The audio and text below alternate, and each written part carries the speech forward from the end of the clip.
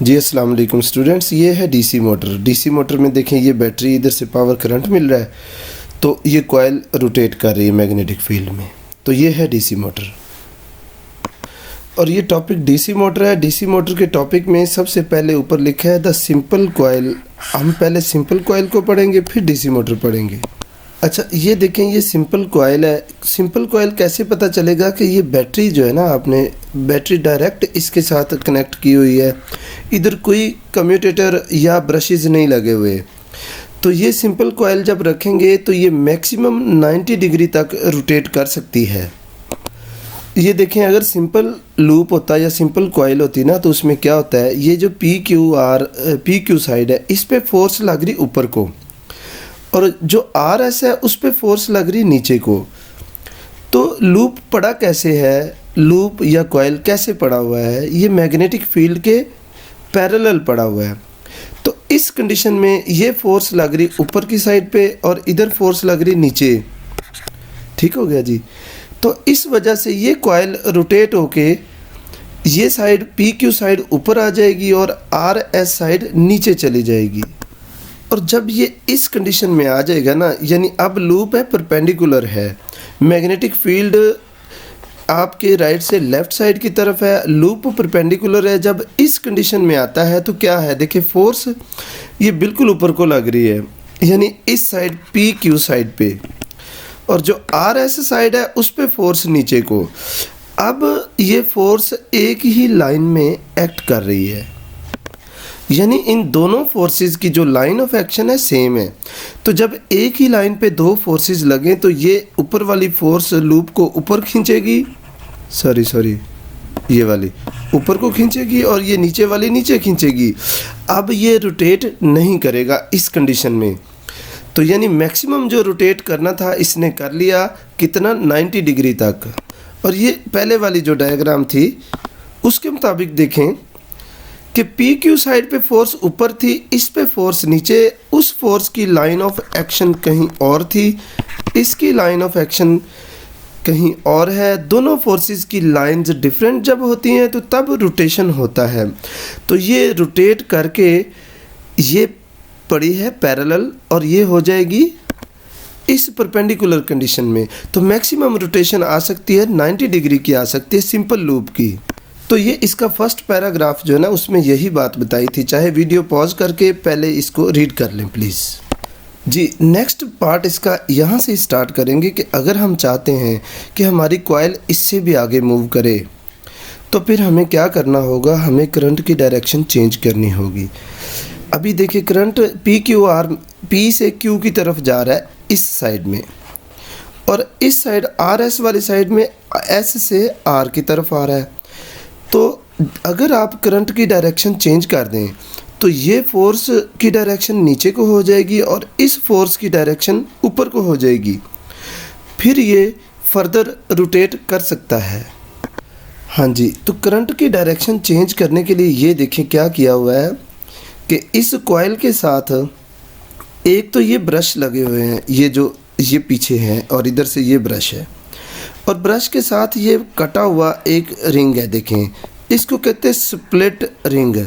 तो अब क्या हुआ, ब्रश टच करेगा स्प्लिट रिंग को, स्प्लिट रिंग करंट देगा इस लूप को।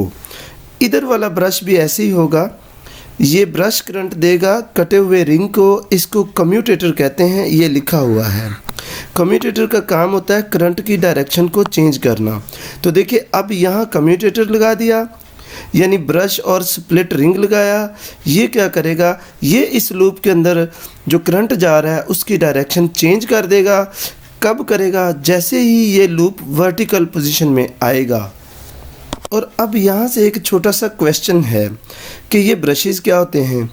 तो आपको पता होना चाहिए ये कार्बन के बने होते हैं। ये जस्ट कांटेक्ट करते हैं किसके साथ, इस कम्यूटेटर के साथ। ये करंट देते हैं कम्यूटेटर को और कम्यूटेटर से करंट जाता है लूप में। हाँ जी, अब आप ज़रा देखिए जैसे जैसे लूप रोटेट कर रहा है ना, तो ये देखिए लूप के साथ कम्यूटेटर लगा हुआ है। जी सॉरी, ये आपकी बुक के मुताबिक नहीं है, ये तो कम्यूटेटर रुका हुआ है, लेकिन आपकी बुक कम्यूटेटर को चलाएगी। मैं दूसरी वीडियो दिखाता हूँ। बल्कि आप ये यहाँ से देख लीजिए, जैसे ये लूप रोटेट करेगा ऐसे ही ये कम्यूटेटर मूव करके ये कम्यूटेटर भी रोटेट करेगा।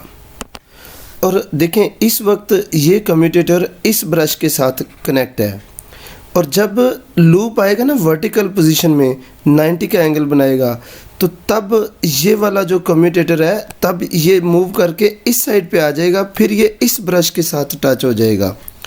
तो देखें अभी आप इस कंडीशन में देखें कि ये कम्यूटेटर जो इस साइड को करंट दे रहा है, सॉरी ये इधर वाला पॉजिटिव करंट है ना, तो इसलिए ये पॉजिटिव साइड है, ये वाला ब्रश करंट दे रहा है इस कम्यूटेटर को। तो जैसे ये लूप वर्टिकल पोजीशन में होगा तो ये कम्यूटेटर भी चल के दूसरी साइड पे चला जाएगा, और ये वाला कम्यूटेटर इस साइड पे आ जाएगा।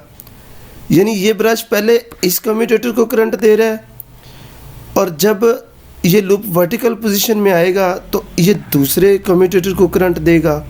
तो इस तरह ये वाला ब्रश क्या कर रहा है, कभी इस कम्यूटेटर को करंट देता है तो करंट जाएगा अंदर को, और जब दूसरा लूप ये कम्यूटेटर आएगा स्प्लिट रिंग यानी हाफ रिंग, फिर ये उसको करंट देगा, उसके अंदर से भी करंट अंदर को ही जाएगा। तो इस तरह क्या कर रहा है, ये ब्रश कम्यूटेटर को करंट दे के करंट की डायरेक्शन चेंज करता है। यानी कभी इस वायर में जब ये वायर इस साइड पे आएगी तो करंट अंदर को ही जाएगा, जब यही साइड दूसरी साइड पे जाएगी तो इसमें करंट की डायरेक्शन बाहर को होगी। तो बस ये करंट की डायरेक्शन ऐसे चेंज होगी, कब, जब भी वर्टिकल पोजीशन में होगा ना ये वाला लूप, तब ये स्प्लिट रिंग अपना ब्रश चेंज कर लेते हैं।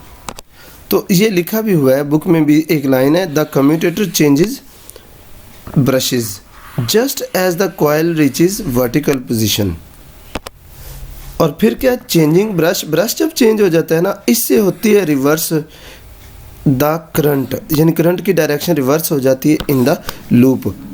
तो ये क्वेश्चन था, how can we make this coil to rotate continuously, यानी कंटिन्यूस कैसे रोटेट करेगी।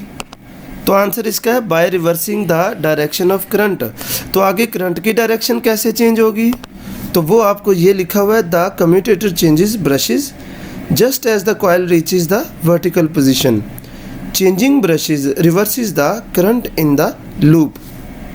तो देखा, फिर जब आपने करंट की डायरेक्शन चेंज हो गई, फिर डायरेक्शन ऑफ फोर्स भी चेंज होगी। जब डायरेक्शन ऑफ फोर्स चेंज हो गई ना, तो coil and it continues to rotate, तो फिर ये रोटेट करती रहेगी। This process repeats at each half turn causing coil to rotate in the magnetic field continuously. अब कॉइल कंटिन्यूसली रोटेट करती रहेगी, तो इससे मोटर बन गई। This results in an electric motor.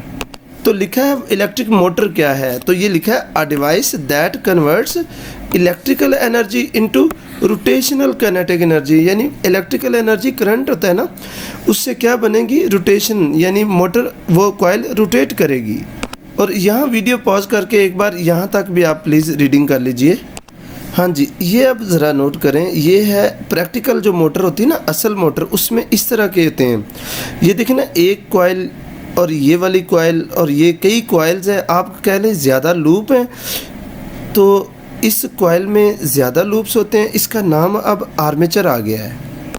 आपकी बुक बल्कि ऐसे बता रही है, ये कॉइल है उसमें मैनी लूप्स हैं, यानी एक ये लूप, एक ये, आपको ये नज़र आ रहे हैं, ज़्यादा लूप्स बनाए होते हैं, तो इसको आर्मेचर बोलते हैं। यानी कॉइल का नाम अब क्या रख दिया, आर्मेचर रख दिया। तो ये शाफ्ट है, तो शाफ्ट के ऊपर, यानी ये शाफ्ट है ना, शाफ्ट के ऊपर इसके कई कॉइल्स यानी कई लूप लगे होते हैं, इसको बोलते हैं आर्मेचर। और इधर देखिए कम्यूटेटर, इसके कम्यूटेटर भी काट के छोटे छोटे हैं। वो तो पूरा हाफ सर्कल था ना आपकी बुक में, आधा इधर और आधा इधर। ये देखिए छोटे छोटे, ये वाला और ये वाले, ये सारे कम्यूटेटर्स हैं। अच्छा, और एक और बात, जो ये प्रैक्टिकल मोटर होती है ना, उसके अंदर देखें आर्मेचर और कम्यूटेटर ये है सेंटर में, और बाहर मैग्नेट नहीं है। बाहर भी देखें, ये भी सीरीज फील्ड कॉइल लगी हुई है, ये भी फील्ड कॉइल है, ये भी और ये भी।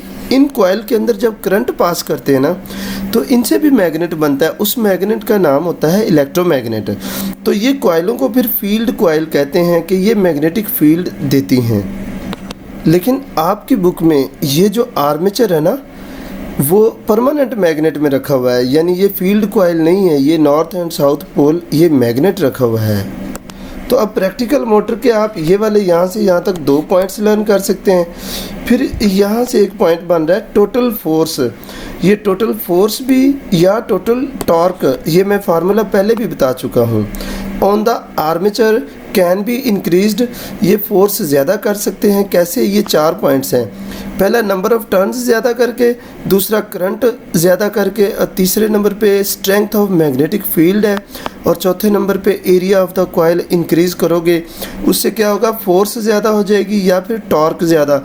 इसका मतलब है वो ज़्यादा फास्ट रोटेट करेगी मोटर। थैंक यू जी। यहाँ आपको एक चीज़ और मैं बता दूँ ज़रा, मैग्नेटिक फील्ड लाइंस, ये जो लाइंस नज़र आ रही, इससे 2 चीज़ों का पता चलता है। एक तो डायरेक्शन, ये एरो ऊपर को है, इसका मतलब है मैग्नेटिक फील्ड की डायरेक्शन ऊपर की तरफ है। और दूसरा पता चलता है उसकी मैग्नीट्यूड, यानी स्ट्रेंथ कितनी है। देखिए लाइंस इसमें कम है तो मैग्नेटिक फील्ड की स्ट्रेंथ भी कम है। अगर मैं लाइंस ज़्यादा कर दूँ, सॉरी मैग्नेटिक फील्ड की, यस, ये लाइंस ज़्यादा हो गई तो इसका मतलब है मैग्नेटिक फील्ड की स्ट्रेंथ भी ज़्यादा होगी। ज़्यादा का दूसरा ये भी कह सकते हैं, जहाँ लाइंस करीब करीब, देखें यहाँ लाइंस के दरमियान डिस्टेंस थोड़ा है तो मैग्नेटिक फील्ड ज़्यादा स्ट्रॉन्ग है, और जब लाइंस के दरमियान देखें डिस्टेंस ज़्यादा हो गया, दूर दूर है, तो मेन मैग्नेटिक फील्ड की स्ट्रेंथ भी कम है। तो यहाँ यही लिखा हुआ है, magnetic field lines help us to visualise the magnitude, यानी उसकी कितनी स्ट्रेंथ है, and direction of magnetic field, vectors के वो वेक्टर ही थे जो आपको दिखाए थे। Just as electric field lines do for magnitude and direction of electric field strength. तो ये भी साथ प्लीज़ आप लर्न कर लीजिएगा। Thank you.